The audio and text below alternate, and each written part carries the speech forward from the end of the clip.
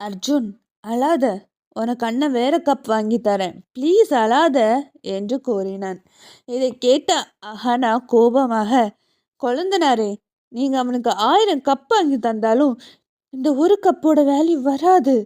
உங்களுக்கு இது வேணா சாதாரணமான டீ கப்பாக தெரியலாம், ஆனால் அர்ஜுனுக்கு இது ரொம்ப பெரிய விஷயம்.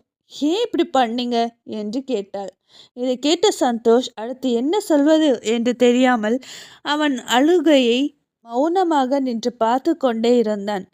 அவன் ஏங்கி ஏங்கி அழுது கொண்டே இருந்தான். அதன் பிறகு அவனை அறைக்கு கூட்டி சென்று உஷா அவனை பெட்டில் படுக்க வைத்து அவனை உறங்க வைக்க முயற்சி செய்து கொண்டிருந்தாள். ஆராரோ ஆரீராரோ அம்புலிக்கு நேரிவரோ,